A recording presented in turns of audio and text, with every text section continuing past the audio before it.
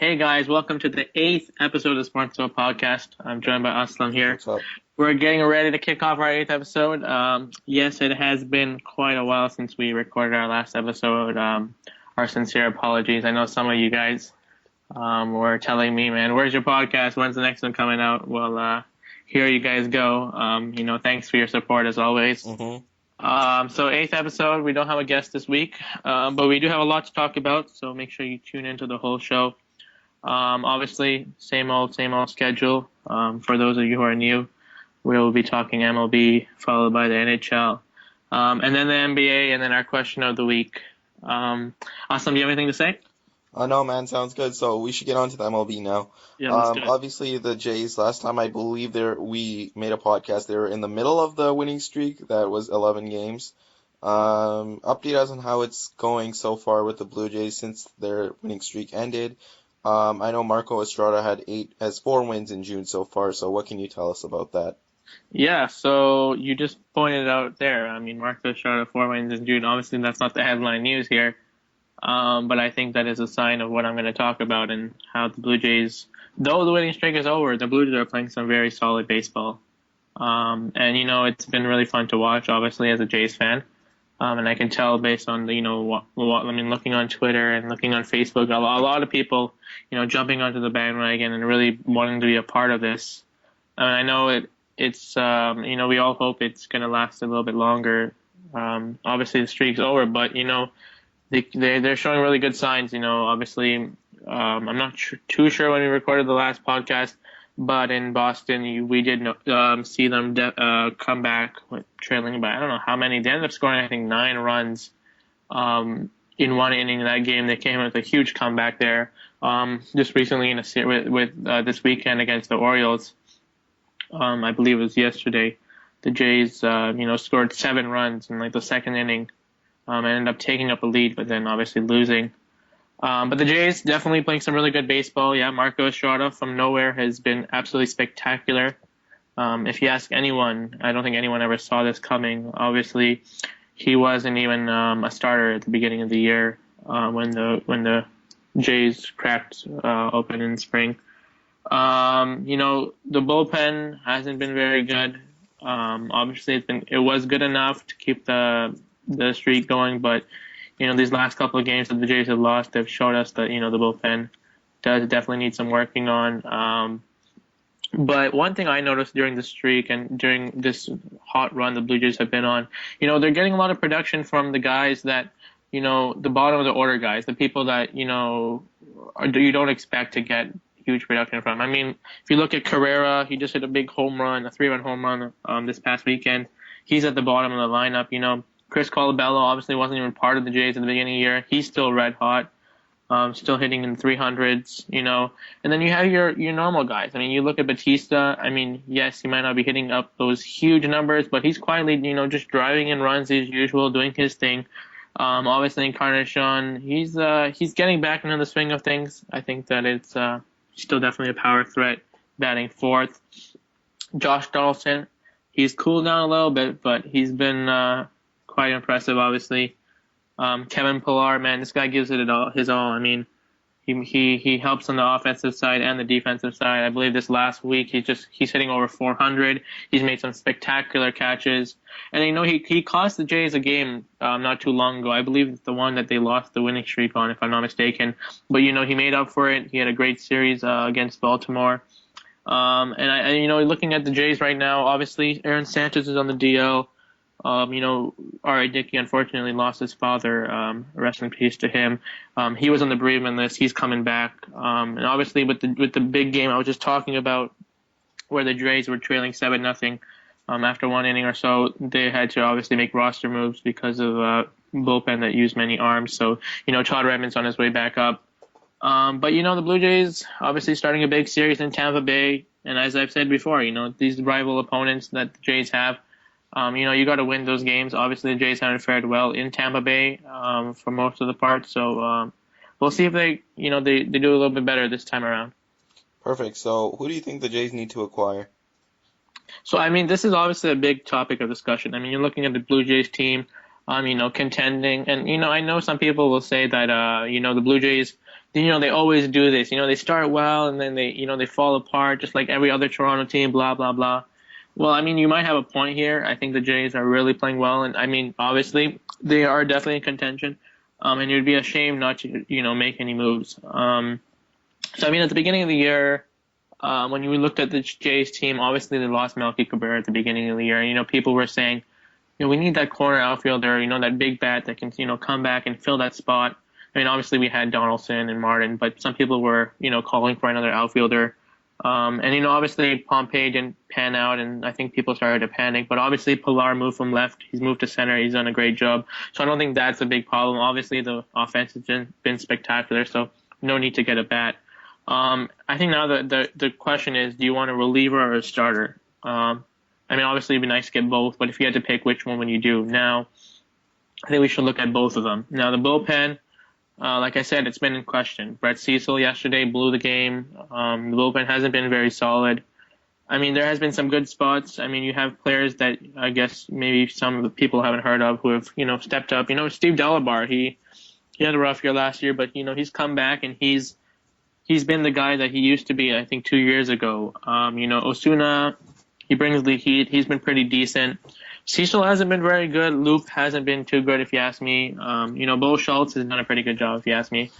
But the Jays don't have that shutdown closer. I mean, you look at other teams. You see Zach Britton for the Orioles. You see other teams like Holland with the Royals. You have the superior Betances and Miller combination. Mm-hmm. Obviously, Miller injured in New York. I mean, you do need a shutdown closer, but that being said, I think the Blue Jays, and I think Anthopoulos has confirmed that the Jays are going to probably look to acquire a starter to start off before they go after a reliever. And there are some good names in the market. Don't get me wrong. But I do think some of those names might be out of the reach for the Blue Jays, and I'm talking names like Johnny Cueto here and stuff like that. So there are some names on the market. You look at Scott Kazmir, as I've mentioned before, Aaron Harang, maybe even, Mike Leake of the Reds. There are some starters, nothing special, but I think, they can definitely help our rotation. I mean, Estrada's definitely going to cool down. I mean, you look at the Jays, you've lost the starter from the beginning of the year. Norris, one of your opening day starters, is in AAA. I mean, we don't know how long Sanchez is going to be out for during his injury. I think we should be getting an update one of these days now. But I think the Jays will look to acquire a starter. Cool. So, obviously the Red Sox struggling. What do you think's happening there, and where do you see them in the future? Well, it's been pretty disgusting. And I remember when I was writing my article, which you guys obviously must have already checked out on our website about my thoughts of the 2015 season. I mean, I was with many people who said that the Red Sox and the Jays should be the top two contending in the East. And let me just point out right now, I did not see the Rays being as good as they are. But let me just say the Red Sox have been absolutely terrible. I think they are probably 10, 11 games back. I mean, John Farrell, he hasn't been very good. People are, questioning whether his time in Boston is going to last very long. I mean, to be honest, I do think that he'll stay a little bit longer. I'm not sure how long he'll stay, though. I do think that Boston GM did say he wasn't planning on firing him anytime soon. But, Farrell, if you ask me, he's a very serious guy. I mean, you look at John Gibbons, such a laid-back guy. I'm not sure people want to play for John Farrell. Maybe that's just my opinion. But obviously there's maybe some chemistry issues there. A lot of complaining coming out of Boston in the strike zone.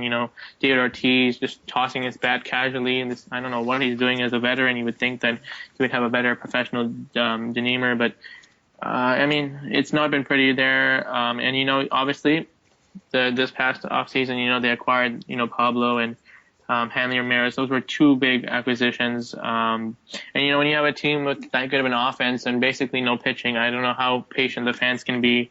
Obviously, the Red Sox, they're not too long ago, they were just, in contention, winning World Series, and now they're at the bottom, and I'm not sure if they're going to just sit back and watch. They've been in talks with, I think, Cole Hamels, and there are some definitely names that might intrigue them in the market that maybe they can, make somewhat of a push and, come back. Yeah, I completely agree, man. David Ortiz needs to be more mature for sure, as you said. So the Jays versus Orioles rivalry, what can you tell me about that? Yeah, so I mean, obviously this season we've seen this rivalry play out a little bit more. I mean, you look at the AL East over the years. Obviously the biggest rivalry, obviously maybe one of the biggest in sports, the Red Sox and Yankees. It hasn't been very strong as of late. And I mean, the Jays and Orioles, they've had each other's numbers over the year. I mean, if you ask me, they're two very similar teams. Both, teams have their decent pitching, pretty good offense, some good managers, and I think that obviously you're seeing them now really close records, treading right behind the Red Sox. I mean, behind the Rays and the Yankees. Both have a lot to compete for. But obviously, yeah, this rivalry has definitely been something to watch. I mean, I think last year or something, Darren O'Day, missed at Jose Batista, and then, Hmm. he hit a home run off him. And this year, Hmm. hitting each other and the whole, Marcus Stroman last year when he missed him and everyone was going crazy. And then this year when, Batista had exchanged words with Jones when he was rounding the bases and whatnot.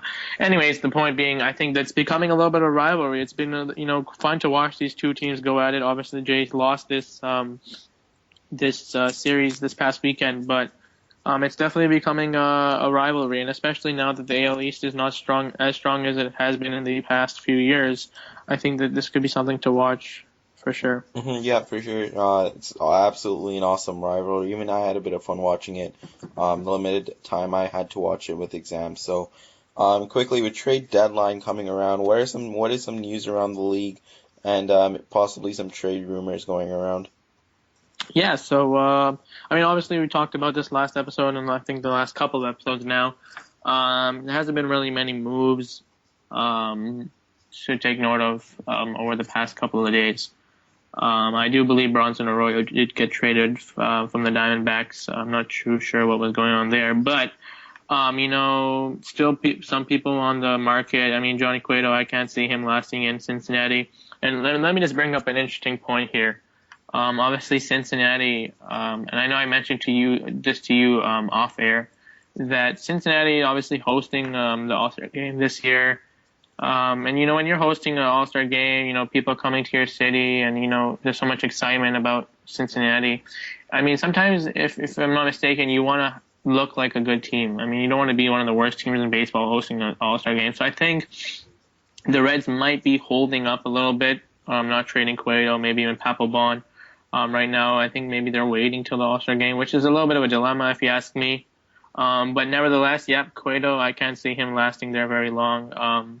Chapman, I don't know if they want to get rid of him because he's so elite, but I know teams will be definitely in the running for him. I think Chapman would look really good in Texas. Texas has surprised a lot of people, and someone like Chapman can do really well there. Cueto, Detroit might be very good. The Astros, even the Yankees, if they could pull it off, I'm not too sure.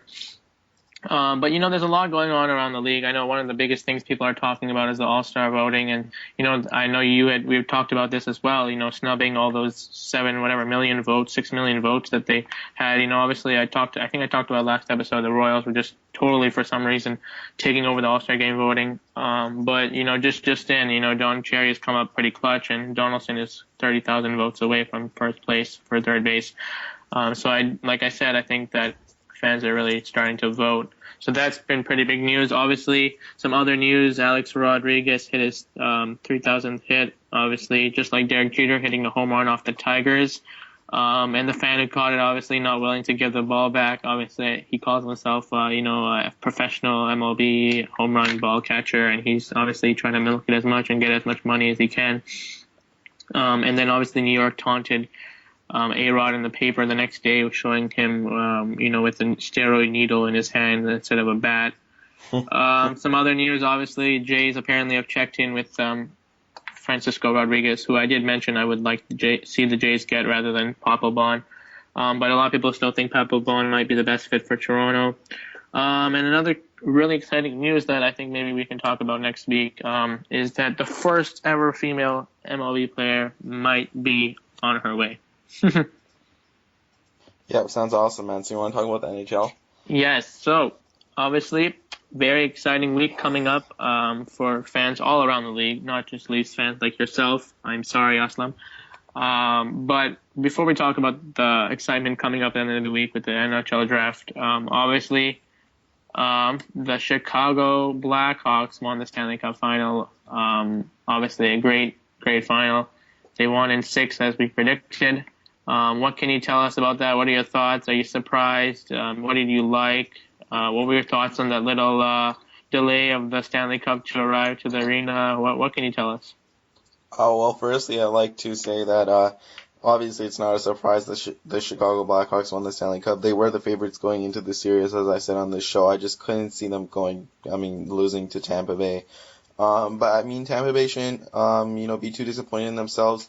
They weren't expected to make it this far. They are a very good team, and most of all, they're built for the future. So, I really wouldn't be surprised if they're in the Stanley Cup final next year. And if you looked at all previous Stanley Cup finals contenders, such as Pittsburgh, they always get knocked out. They constantly make progression in the playoffs. So, you saw last year Tampa Bay got knocked out at the first round. Similarly, something happened to Pittsburgh when they were eventually went on to their Stanley Cup run. This year, they made it even further to the Stanley Cup Finals.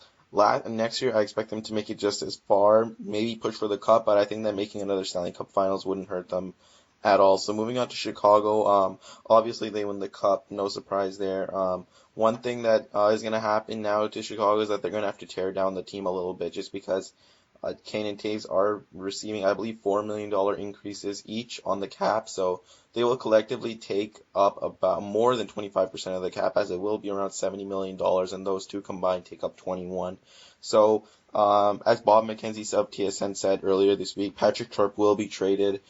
Someone else you could see go is Johnny Oduya. Someone else that they could try and move, I'm not sure if they can move, is Brian Bickle. That's a horrible contract. They pay him $4 million, I believe, for one or two more seasons, so they're going to try and move him. And Brad Richards might not be back as well, so they're definitely going to have to look for some of their younger players to step in on their entry-level contracts and trying to fill the voids that the players such as Antoine Vermette and Patrick Sharp are leaving, because they're just cap casualties at this point. And if Chicago could retain them, they absolutely would. Yeah, absolutely. And I know that you look at hockey teams, and you definitely have to be a good team. You have to get production from all assets. You know, your offense, your defense, your goalkeeping. So yeah, I think that obviously they had that, and that's one of the reasons why they've, I think, won. I think, is that three in the last 5 years or something? Yep, 3-6, I believe. Yeah, 3-6, 3-5. I mean, that's pretty amazing. And I actually heard that, and I don't know, actually, maybe I want to hear your thoughts about this. The Blackhawks apparently invaded a concert just recently, and they took the Stanley Cup trophy, and they had I guess the main act. I'm sorry, I don't know his name here, but he held the trophy in his hand, and like during the concert, and he's kissed it and whatever. And apparently people were getting a little bit irritated about that, because apparently they say that if you only people who win the trophy can hold the trophy, and blah blah blah. I'm not sure if you want to say anything about that. Well, obviously, I believe that the Stanley Cup trophy is the best trophy in sports. No bias there. I mean, the NBA trophy is it's I know, just I kind of I agree with you. That's definitely right. really small. But anyways, the Stanley Cup, it really holds a lot of significance just because it's so old and historic. I believe that there's just a lot of tradition there with over 100 years of hockey in the NHL being played. So I guess I can understand why people would get upset with them doing something like that, but at the same time, I mean, let them celebrate. I think people have done it before where they've touched the cup and stuff. I know it comes around to the Hockey Hall of Fame. You can take pictures with it. Hmm. And I know people have brought it to their hometowns and they take pictures with it as well. They probably touch the cup. And I believe on Jimmy Kimmel or Jimmy Fallon or something last year, the LA Kings, they made like some kind of margarita in the cup and drank from it. So Yeah. it's not too big of a disrespect, but I mean I can understand where people are coming from. For sure, yeah. I thought that was just very interesting. Something we obviously we haven't talked, like something out of the thing that we don't usually talk about. But yeah, NHL draft on Friday. And for those of you who don't know, Aslam, my friend, will be writing exams. So obviously, good luck to you, and we're sorry that you can't watch it live. But what you can do for us is tell us your little mock draft. Who are you seeing going where? Are there some Mm. names that you think could move up or down? With some I guess the workouts and just latest rumors about people. Maybe some trades that you might think might go down. Mhm. Why don't you give us the latest on the draft? Well, yeah, unfortunately, I won't be able to see it live, but I will tape it and then watch it right after, so it'll be like I'm watching it live for the first time as well, so I'm For looking sure. forward to that. Well, with the Edmonton Oilers with the number one pick, there's no surprise here. I mean, the first two picks are layups. Yep. Connor McDavid out of the Erie Otters, the Canadian phenom, it will be drafted first overall. I'm willing to bet anything on that, and Jack Eichel will be drafted too. Number two overall from obviously the great state of Massachusetts, Boston there. I believe played for Boston College. Yeah, so those two picks are basically layups, and then Arizona's picking third, and they're gonna. I think that they can go a variety of ways there because this is where the analysts really say that the draft starts to, really get interesting because Hmm. 3 to 5, that range is really interchangeable. So I think they're gonna go with Dylan Strome out of the Erie Otters. Once again, I believe he's from Mississauga, Ontario. He was the OHL scoring leader this past season. He overtook Mitch Marner in the last game there where he had 6 points. So. There are some questions on his skating. That's a downfall of his, but he's a big skate. He's a big physical, or he's a big first line center iceman. That's what he projects to be in. Those are invaluable in the NHL. So Arizona really needs one of those, and I think that they're going to be happy to take Strome. Some alternate selections there might be Noah Hannafin. I see them selecting him maybe because he is the consensus third best player available in the draft. So they already have all of Ekman Larson playing the left D point there. So. I think that they're gonna shy away from selecting Noah Hannafin there and go for the big center iceman Dylan Strome. Now for my Toronto Maple Leafs, I think that they've already come out and stated multiple times they want to hit home runs with both picks. Mark Hunter said that, so they're gonna go with the player with the highest ceiling there. It's gonna be Mitch Marner. Um, well, Mitch Marner's not the biggest guy in the world. I believe he's 570. 5'11". I don't know why I said 570. And he clocked in, I believe, at 170 pounds. So he's not the biggest guy in the world, but he is the most skilled, one of the most skilled players in the draft. I believe the third or second most skilled player in the draft behind Connor McDavid. Um, and you know what? His offensive ceiling is elite. He's been compared to Patrick Kane. He might become a Claude Giroux type centerman if he plays center in the NHL. So that could be a really game-changing franchise type player for the Toronto Maple Leafs. And I think that just with the Mark Hunter connection, obviously Mark Hunter knows him extremely well from his London Knights days.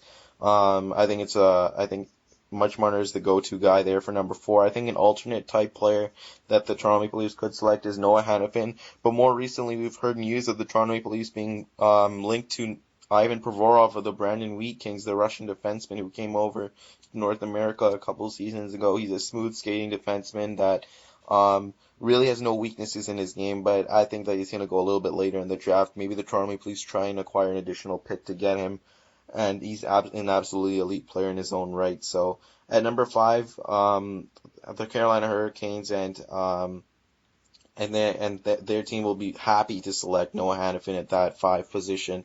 He's the third best player in the draft consensus wise, and pairing a defenseman like Noah Hannafin will be really beneficial to someone like Justin Falk, and that could be an elite D pairing for years to come. At number six, the New Jersey Devils. I think that they're going to select Matthew Barzal from the Western Hockey League there.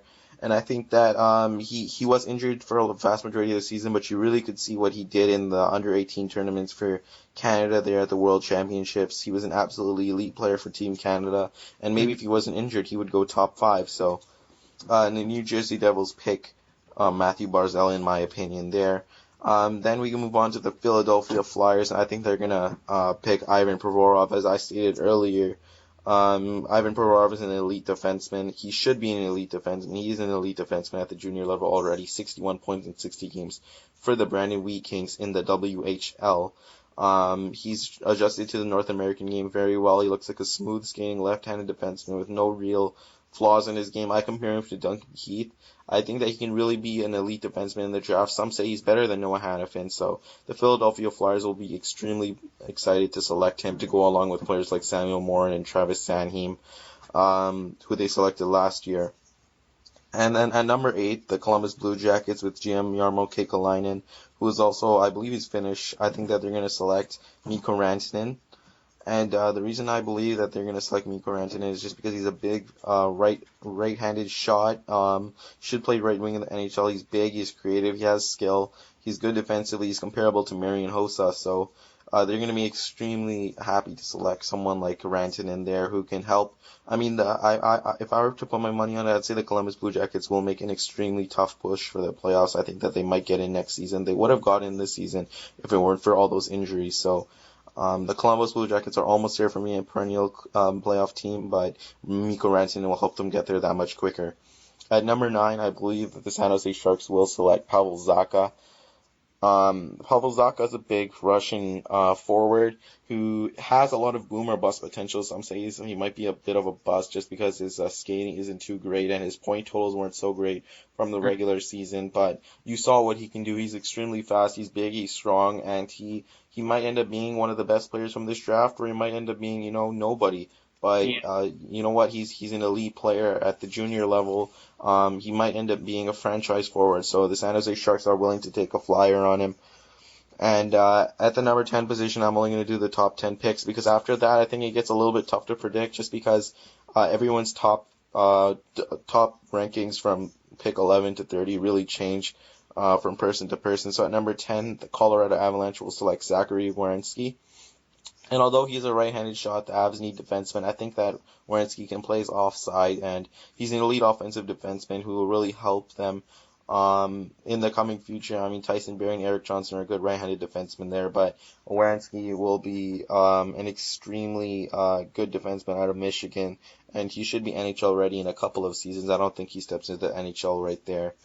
And then quickly for the 24th pick, I'm gonna say that the Leafs should select or will select. They said that they want a home run with this pick, so I'm gonna say that they're gonna pick Oliver Kylington from Sweden there, and he was a top 5 pick rated as a top 5 pick at the beginning of the year, but he fell due to a poor draft season. And you know what? If the talent is still there, which it is, he's a top 5 talent wise, so why not take a swing for the fences per se, and try and get maybe an Erik Karlsson type defenseman there at the 24 position, where normally players and the 24 position, usually second, third line players, some don't even make the NHL. So that pick is extremely valuable for the Toronto Maple Leafs. They said that they're going to swing for the fences, and I'm going to take them up on that, and they're going to select the top 5 talent at the beginning of the year, but drop down to 24, Oliver Kylington. Well done, man. Well done. Absolutely fantastic job there. I know you mentioned Provorov. I mean, I've been hearing a lot about him and how he could be one of the top, players outside of the country here, and the Russia, Leafs yeah. might actually still be. I mean, if the opportunity presents itself, might be interested. Mm-hmm. So 2 questions for you. First question. So we just talked about Provorov. Would it be a little bit of a surprise if the Leafs took him at number 4? Well, I think that at number 4, yes, it absolutely would be a surprise, but I think that the ideal situation, what I want the Leafs to do is I want them to trade down. Maybe this is completely hypothetical. I'm just throwing something out there, so Mm-hmm. don't quote me on it. But maybe they trade that number 7 pick to the Philadelphia Flyers. The Philadelphia Flyers move up to select Noah Hannafin with that number 4 pick, and then the Toronto Maple Leafs get maybe pick number 7 and 29, and then they select Provorov there. That might be something that they're looking to do, but I believe at number 4, it would be a bit of a reach to select Provorov there just because he isn't at the top of the rankings for everyone. But I mean, I'm not a professional scout. Maybe he is the 4th best player in the draft, so we're just gonna have to see. Mm-hmm. Well, you guys heard it there first. The Leafs are going to trade their 4th pick for the 7th pick. The news has just leaked. Second question. I think this is a very tough question. I don't know if you want to answer it actually. But if I gave you number 3, 4, and 5 here, Strome, Marner, and Hannafin, according to what you had just told us, this might be tough to answer. But if you had to predict which one of these 3 would bust, because I know Mhm. McDavid and Eichel aren't going to bust, who of these 3 do you think could actually be the bust of the draft? Well, that actually is an extremely easy answer to give you there, Oh, Adam. okay. And I think that the most likely to bust out of those 3 is Dylan Strome, and that's just simply because he played with Connor McDavid, and although there was no direct correlation between Connor McDavid's effect on Dylan Strome. I believe it absolutely does affect Dylan Strome's scoring abilities because he's not facing up against the top pairing defenseman in the NHL. I mean, Hmm. in the Ontario Hockey League there with the Erie Otters, they're focusing on Connor McDavid. They're not focusing on Dylan Strome. Dylan Strome has some skating issues. It's been noted. Obviously, those can be straightened out, but I mean, he might end up being just a second line type center. Some might say his shot is not the best in the draft. So I believe that the most likely to bust is Dylan Strome. I believe Marner and Hanifin both have equal chances at busting. I mean, Noah Hanifin could just end up being just a regular, I mean, second pairing defense, second number two defensemen aren't exactly, normal or easy to come across. But Hmm. for someone as rated high as Noah Hanifin for so many years, a number two defenseman would be kind of disappointing for him. And then Mitch Marner might just end up being, maybe a Yuri Tulusty type player, just a skilled winger that bounces around from team to team. So there definitely is some bust potential with all three, but I believe Strome is the most likely to bust, if any. Well, yeah, absolutely. And draft is one of those things in any sport that really interests me. I mean, a lot of people like to talk about, and like you mentioned, going for that home run pick. Do you pick the best person available, or do you pick someone who the organization needs the most? And I think, Mhm. next episode we'll probably be able to go through what actually happened, and we'll talk about it. And like I did mention, I mean, Provorov to the Leafs could actually happen. But obviously a draft is no draft without trades, and every draft you look at, there's always trades, people moving up and down. And for the Leafs, they obviously have people who are valuable and that are on the market. That being Phil Kessel, Dion Phaneuf, and maybe some other people that you may know of. So why don't you quickly give us the latest rumors on the trade pieces on the market for the Leafs?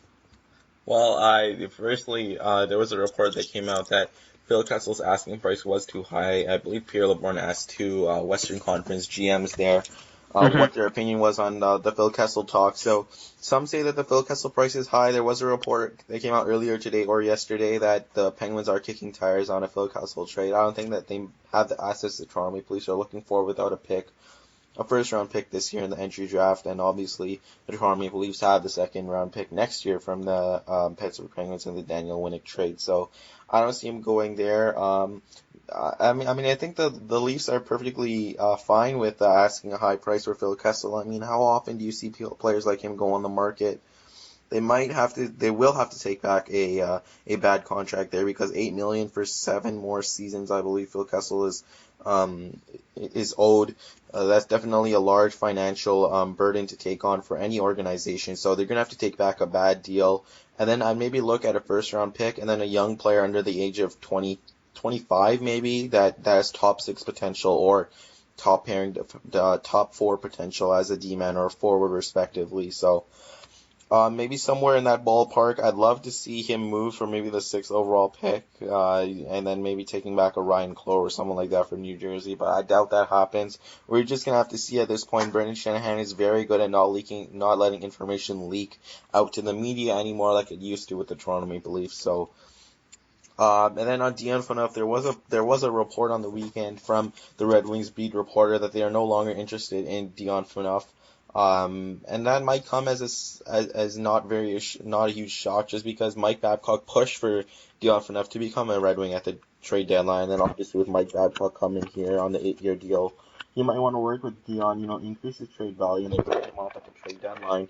Obviously the rumored deal last trade deadline was Pulkkinen, who was the main piece of the deal. He's a 23-year-old AHLer with extremely high skill level. Brendan Smith and Stephen Weiss as the cap dump coming back, and that's a decent deal now that you're looking back on it. Maybe the Leafs will regret, being a little bit too greedy not taking that deal, but they think that they can get a better deal now or in the future. So I mean, it's up to them. We don't know what the market is for a defenseman like Phaneuf, who is a great number two or good number three on a contender. So. Yeah, it's just going to be extremely interesting to see what the market is like for players like Phil and Dion. I would be surprised if they're moving. I wouldn't be surprised if they're not moved. I mean, those are two massive contracts, so they might take a little bit of negotiation for a team to take them on. Yeah, I mean, like you said, I mean, they are still quite highly touted players in the league. Obviously, Kessel being a really good goal scorer, Hmm. Phaneuf being a pretty good defenseman. and a captain under his belt. Some other news I have heard about, and I'm curious to know about, with the Leafs. I'm not sure what you know. Is there any news about a potential goalie, maybe a potential new GM, maybe before or after the draft? I'm not sure when it would happen. Obviously, the Uh-huh. draft coming up really soon. What can you tell us about that? Well, firstly, I'd just like to recap a story that happened last week on Instagram, which was Jonathan Bernier's wife posted a picture of their child on Instagram, and I guess that from the earlier pictures, the little baby was wearing a Toronto Maple Leafs, a onesie or something like that, and this time when they posted the picture of the child, he wasn't wearing any Toronto Maple Leafs logo, so someone asked in the comment section on Instagram, why isn't he wearing any Toronto Maple Leafs memorabilia? I don't know that's anything basically dealing with the Toronto Maple Leafs, and the wife of Jonathan Bernier actually replied and saying, "I can't tell you yet." That led to the speculation that Jonathan Bernier would be dealt at the draft, but eventually it ended up coming out that she just has a project that she's working on, so it's not really that big of a deal. And it has been reported recently that Jonathan Bernier is interested in a long-term deal, which actually surprises me because he had a Hmm. pretty poor season last season, or actually maybe poor by his standards, but he was shelled, and the Toronto Maple Leafs didn't have a good defense. Often he was left there hanging out to dry, and he had to do a lot of work by himself, which a lot of goalie doesn't have to do by themselves. So I'm surprised, if it's a deal, maybe like 5 or 6 seasons, at a cap hit of under $4 million, $4.5 million under that, then I would be happy. But I'm just surprised that he's looking for a long-term deal. If I were him, I would just take the 1 year, head to unrestricted free agency next season, and then cash out, with any team, rather than being a restricted free agent with the Toronto Maple Leafs. But as a fan of the Toronto Maple Leafs, if he doesn't get dealt at the draft, I'd be happy to have him back on my team. Hmm. For sure. And, obviously NHL playoffs are done, so the off season has begun, but they are obviously not the only league. The NBA finals have completed. And I guess, the favorite to win, the Golden State Warriors, came out victorious. Hmm. Congratulations to the Bay Area, and to the Warriors team, a really magnificent team they put out there. Obviously, Absolutely. I mean, there's not too much to talk about the playoffs. I mean, obviously LeBron couldn't do it all, and he was definitely, in my mind, the MVP. Obviously, Yep, mine too. Iggy ended up taking that award, and rightfully so. He did guard the best player in the league, and maybe even the world, if I'm not mistaken. Absolutely. Let's not go there again. And obviously Curry, he came out pretty good finish. Thompson pretty disappointing though. Do you want to maybe give us some thoughts about the finals, maybe? Well, I mean, you just said it there. I don't think there's any question now that LeBron James is the best player in the world. I, And I I meant I meant over like Michael Jordan stuff though, oh, but let's not go there. yeah, that's a tough It's discussion to have. correct. But Yeah. I really believe that LeBron James is the best player in the world at this point. I don't think it's Yeah, something I don't really. think it's a question. He's the best athlete in the world too. Oh, absolutely. And I predicted on the podcast that the Warriors wouldn't have too much of a tough time there, this Hmm. series wise, beating the Cavs. So I wasn't really surprised that Golden State was able to close it out. Obviously, they have a good team there. Hmm. And just congratulations to them. They have a good team, and it looks to be a good winning core for years to come. For sure. And one more thing. Obviously looking at the Cavs, and I mean, I'm very curious to see what would have happened. Not more so about Kevin Love, but more so about Kyrie being in that lineup and seeing how this series went. Not to say it wasn't exciting by any means, but LeBron obviously really didn't have much to work with. I mean, J.R. Smith, Mr. 32,000 tattoos, nothing pretty over there. I mean, Tristan Thompson was good. Mozgov didn't get much playing time because it was really weird to watch. But obviously they had those small lineups coming up. With obviously Draymond playing center at some times. I mean, I think that obviously Cavs aren't going to sit around. They're going to bring some new names in, maybe even a Dwayne Wade, and Hmm. obviously compete. Yep, absolutely. So, I mean, if the Cavs get to Wayne Wade, I think that they would be the favorites going into next season. Just to be honest, assuming they retain Kevin Love, obviously. The Lakers also interested in Dwayne Wade, so I mean, he's going to be an interesting story. I don't think that the Miami Heat are really interested in paying him the money that he's looking for, to be honest. And Is he a starting shooting guard in the NBA anymore? I think that he is. He's definitely not what he once was. Obviously, I think the injuries are taking a toll on his knees, and he's wearing down a little bit. Speaking of the Lakers, they are. I don't believe that they're close to acquiring, but they are heavily interested in DeMarcus Cousins. What are your thoughts on that situation? Yeah, definitely. Lakers, obviously, you know, terrible year last year. Kobe probably his last season, whatever. They definitely need to restart again. Obviously, Randall was injured last year. I mean, to be honest, I don't think division like in a conference like the West that they can compete. And if I was them, I mean, I would probably just stick with the picks and start rebuilding properly. But I mean, if they're gonna go for Cousins, I think they have some pieces with Randall. Obviously they have the top 5 pick this year. I mean, I don't think I mean, yes, the Lakers are interested. I don't think they're the only team. I think the Celtics are going to be very interested in someone like him. Obviously, I wish the Raptors could go after someone like him, but I mean, yes, it would sound really good to go to the Lakers, but well, I mean, we don't know what else is on the table in terms of what teams are offering. Obviously, I'm not sure Hmm. if the Lakers even would be like a straight deal. There might be another team involved, like the Magic or something. But yeah, I'm definitely interested to see how that pans out. Yeah, for sure. And So I think that he's definitely a game changer. Sacramento, I really don't know what's happening with that organization. me neither. Obviously you have Rudy Gay there and DeMarcus. Obviously, they'd wanted Rajon Rondo. Thank God they didn't end up getting him. But they're just not a. I mean, when Yeah. you're in a Western Conference like that, you need more than just Cousins and Rudy Gay. And I think Cousins is going to be in high demand. It's not like he's a free agent. I mean, he's not. I mean, for those who don't know, he's not a free agent looking to sign somewhere. This would be definitely a trade. So, I mean, he's probably one of the bigger names on the market that's not a free agent that will probably be traded. So, I mean, Oh, it's going to be interesting to watch. absolutely. I have no idea what the Kings are doing there. It doesn't really look like they have a sense of direction. I mean, what were they thinking when they dealt Isaiah Thomas? He's such a good player. I know that we talked about that off air anyways. Some Raptors news. Grievous and Lou might be on their way out. Yeah, I heard that Vasquez obviously gaining lots of interest from teams like the Rockets and the Timberwolves. Obviously backup point guard there, especially with the Rockets. I think that's very interesting. Over the years haven't really found a good point guard to take them to the next level, and I still do think that they can do that when they get that point guard. Obviously Vasquez probably coming off the bench. Hmm. Lou obviously in high demand. So I mean, obviously going to end up being a 6 man for wherever he goes. I would believe. Hmm. Teams like the Lakers would be interested in him. Maybe the Nets, the Celtics.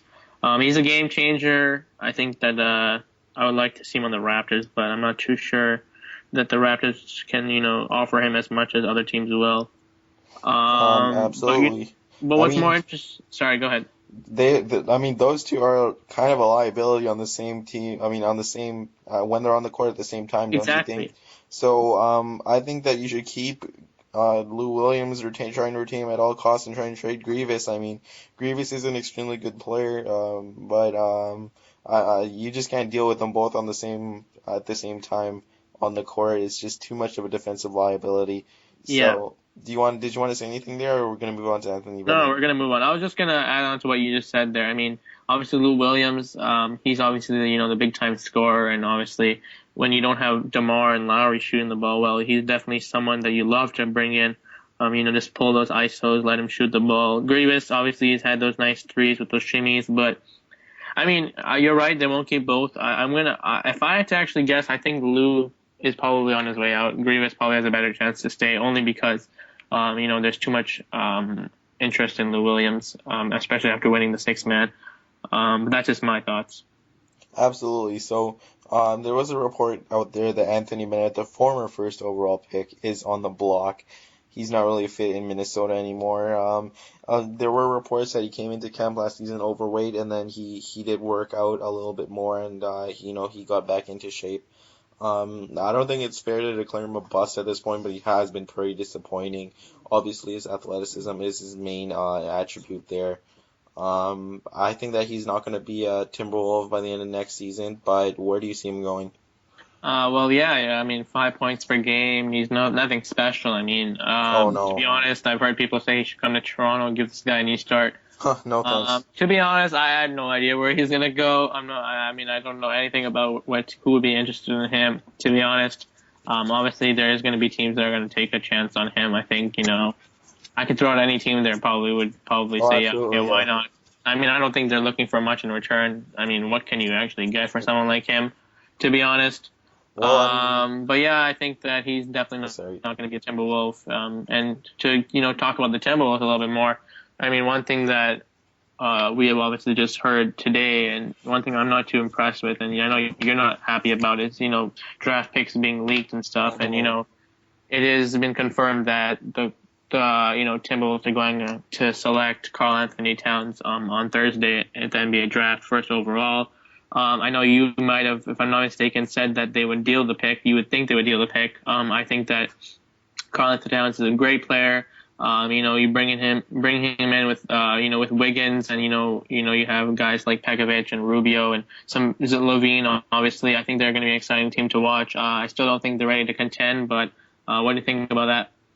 Well, I mean, I'm not surprised that Anthony Towns is an amazing player. He was in college, so that's going to be a huge cornerstone for their franchise there.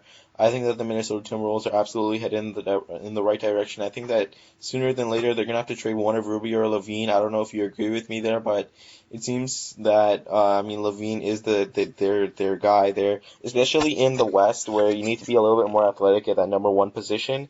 I Hmm. think Levine is their guy. I think that he's going to be an extremely good player in the future. And I like the way that the Timberwolves are panning out.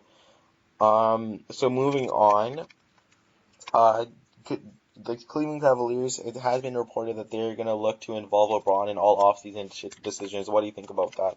Well, I mean, he's LeBron. He should have total say what he does. I mean, just heard this week that people were saying that he had a little bit of a argument with David Blatt at the end of the series. There, he wasn't really happy with what the calls he was giving him, and what plays were being called. And then I think Phil Jackson said that LeBron, every time he gets the ball, he travels and whatnot. Well, Obviously, I think, like I think he said, or that I saw an ad or something, a Nike ad, that it's not Hollywood, it's Cleveland. And I mean, Golden State did what LeBron couldn't do in Cleveland. That was win a championship. No pun intended there. But LeBron, obviously, I'd say gets total say. I mean, this guy, if he's going to lead your team, I think he wants to bring in the guys that he thinks he can win with. Obviously, I'm pretty sure he's the reason why they traded Wiggins. Obviously, that's probably a pretty bad trade if you ask me. mhm. I don't. I mean, I think that you have Love and Irving at the beginning of the year. I think he was happy with that. Obviously, at the end of the year, you don't have that. Totally not a chance to Right. win. No matter how good LeBron is. Well, I'm But I'm just pretty gonna sure jump. he wants some Oh, guys on his sorry. team, including Dwayne Wade. Sorry, it just lagged there. I thought that you weren't talking, so I just started. No Uh, worries. Yeah, so I was just gonna say, well, in any other sport, one athlete would not have that much say. I mean, I know in hockey, if Sidney Crosby came up to Jim Rutherford there in Pittsburgh and said, "I want a winger to play with me," Jim Rutherford would be like, "Okay, there's the door. You walk out of there." And I mean, it seems like LeBron is the coach, the GM, and the star player there in Cleveland. I think that it's too much power for one person, don't you think? Well, I mean, he's the point guard, he's the shooting guard, he's the small forward, he's the power forward, he's the center. What more can he be? I don't know. I mean, this guy. I mean, if he said to the guy, the manager, like, "Yo, I want this guy or this guy, I'm gonna leave." There's no way they're not gonna let LeBron get what he wants. I mean, he is Cleveland. He is Cleveland, Ohio. He is the city. He is all they have. I mean, we shouldn't read too much in it. I'm pretty sure this probably happens a little bit, not to this extent, but I think it's going to go down. Obviously, some other news in the league: LaMarcus Aldridge. Me and you still keep dreaming for the day he becomes a Raptor. Don't think No, so, man. I'm serious. I think he'd be the best fit ever in Toronto. Obviously, Spurs hoping to bring back Tim Duncan on a 2-year contract. I think Duncan comes back. I think Ginobili comes back. I think Popovich comes back for a final run. You bring in LaMarcus Aldridge. You have the dream team. You're immediately considered favorites to win in the West with the Warriors. I think that would be a good acquisition. What do you think? Yeah, man. I mean, if LaMarcus goes to the Spurs there, I think that it's just gonna be such a stacked team. I don't see how they don't win the West. I mean, the Golden State Spurs matchup that will eventually play out in the Western Conference will be an extremely exciting matchup to watch. And I think that he's the perfect fit for the Spurs. I'd feel bad for the Timberwolves. I mean, sorry, the Trailblazers. I think that they're building the team the right way. Obviously, with Damian Lillard there, Wes Matthews, and Nick Batum. I think that's an extremely good team. I think that he should stay in Portland. But I wouldn't be surprised if he went to the Spurs and really gives them that piece to once again contend for the title. Because I think that the Spurs team, as it is, without another player, I don't think that they're good enough to beat Golden State or Cleveland next season. No, I do think you're right. If I'm Portland, I'm trying my best to retain him. I don't think they can match up with the money. And, I mean, if you tell me you have a chance to under Popovich, I think that's one of the best things you can Hmm. do as a free agent. And I think it's very intriguing. I know you mentioned the Yeah, for Warriors sure. there. Obviously, they're still a very good team. Obviously, likely to, be in the finals or, conference finals at least. They're going to be losing David Lee. He's going to be fine. He's going to be, finding a partner in trade talks. Obviously, Draymond Green, he's a free agent. I mean, I think Draymond Green, I think that he's not going to get a max contract from Golden State, but I think he said he loves to play there. He even mentioned that Cleveland Cavaliers, they suck, and that's why the Warriors won. So he was taking shots at LeBron a little bit, as he has done in the past. I think he ends up staying in Golden State. What do you think? I think that David Lee's actually gone. No, sorry, I meant Draymond Green. Oh, Yeah, Draymond Green. Sorry, I heard David Lee. Anyways, yeah, Yeah, David Lee's Draymond gone for Green sure. is definitely staying. I don't see him going. I think David Lee is gone. Oh, I don't. absolutely. I think that he's just surplus to requirements there. And moving on, Joel Embiid, he's injured, could be out for the entire next season. What do you think about that? Is he the Uh, next Greg Oden, or do you think that he can turn it around? It's quite sad, man. I mean, this guy is definitely. I mean, I'm not. I don't obviously have good memory of how pumped Odin was, but Embiid. I mean, this guy. You can just see by his, the way he's physically looks and the way he, holds himself accountable. He's definitely looks like a powerful guy. And obviously the Suns were looking, to build their future around him and Noel. Noel obviously last year not as good as they hoped in his first year, but I mean, it's pretty sad if you ask me. I think that he's gonna have a lot of fun on Twitter when he's not playing. And then the last thing here in this little rapid fire that we have, obviously, Eric Bledsoe. He's been on the market. The Suns are actively shopping him. I think teams like the Lakers, and the Knicks are interested. Who do you think he goes to? I think that those teams are the front runners. I think that he ends up going to the New York Knicks. For sure. I mean, I think that he's definitely has some really good talent. I'm not too sure. I think the Suns are. I mean, obviously they have a good team, but with the division, I mean, the conference in the West that is as it is, I don't think they can compete. And I think that they might be looking to rebuild. Obviously, after losing Dragic and Thomas last season. Yep, absolutely, man. So, you want to talk about the question of the week? Yeah, for sure. And that, by the way, that was some really fun, that rapid fire we just had. I really enjoyed it, by the way. Just putting that out there. We should do it more often. Question of the week. Yeah. So last week I did mention the question of the week would be how teams with little money can compete and how big market teams with a lot of money don't compete. Let me start off here. Obviously, this is basically Moneyball 2.0. I mean, it's a very interesting topic. I mean, I'm going to take it from a baseball perspective here, but I mean, in baseball, you look at teams like the Yankees, the Red Sox, the Dodgers. They have a lot of money to spend. They get all the big free agents.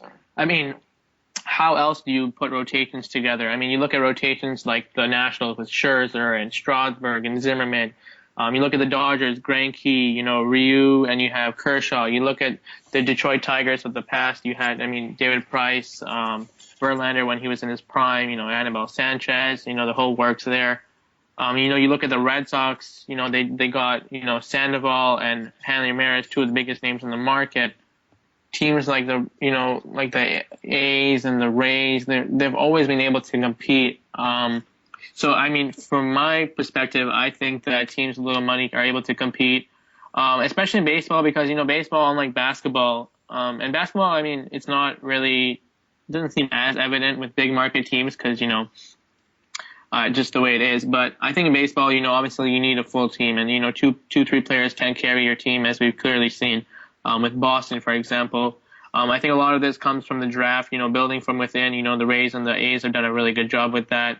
Putting in those guys that are homegrown talent, and those names that they get acquired in the off season that are key players that do their job when their name is called. I think that makes sports really interesting to watch. I don't know if it's just me, but I've never been too big of a fan of teams with a lot of money. The Yankees and the Red Sox, especially the Red Sox. I'm not a big fan of the Red Sox. Teams that have a lot of money. I think it's just a shame. You sign the big free agents in the off season. And actually, I'm actually working on an article on that and how teams with a lot of money spend on the international, especially in baseball. I mean, you have a lot of international free agents who always get scooped up by big teams, and teams like the Jays and other teams don't have a chance of that. But I'll be writing about that later. But what do you think about this whole big money, little money, and competing in respective sports? Well, I'm going sport by sport. I know in basketball you can definitely throw your weight around if you're a big market team. I mean, we talk about the New York Knicks and the LA Lakers. They have been on the downswing, in the season or two previous to this one. But I mean, they can spend to the cap. They might even be able to spend into the luxury tax just because they are so powerful financially. So it absolutely does make an impact in the NBA, in the NHL. I mean, we saw the Toronto Maple Leafs. They signed Mike Babcock to twice as much money and more term than any other team in the history of the NHL has ever offered a coach. The next highest paid coach is around $3 million. Mike Babcock makes 6.5, I believe. And then he signed to an 8-year term and $50 million. I mean, that's insane. Obviously, there are some salary cap restrictions, but for the most part, I believe in NHL it doesn't make too much of a difference. But on the management scene, it absolutely does, and behind the bench. Mm-hmm. Moving on to the MLB, I mean, you obviously know much more about it than I do, and I think that you did a terrific job describing it there. It absolutely does make a difference. I mean, the international free agents are just one example of how teams with, financial flexibility can, emphasize their power and pick up the best free agents possible. So I do believe it depends, sport by sport, and I think that you did a terrific job there covering the MLB. But for the NHL, I don't think it matters too much on the ice, just because that most teams are able to spend to the cap. And in Mm-hmm. the NBA, it absolutely does make a difference. Mm-hmm. I mean, I've always thought it's kind of weird in the NBA the way they have their cap system set up. But anyways, so yeah, I think that concludes our episode for this week. Definitely a great episode, Ustam. Hmm. Had a lot of Awesome. fun. We obviously had a lot to talk about. Next week, hopefully, we'll have a guest. Regardless, we will have a question of the week, which will be we'll be talking about some of the dynasty teams in sports. Obviously, we've seen what the Blackhawks have been able to do, and they've definitely created a dynasty, winning multiple times in the past few years. So we'll talk about that. Um, but yeah, again, thanks for your support, guys. Be sure to, follow us on Twitter, subscribe to the YouTube channel, the usual. And sports are sports. I love sports. So for Austin and I, we thank you for listening, and we hope you have a wonderful day. Absolutely. Peace. Peace.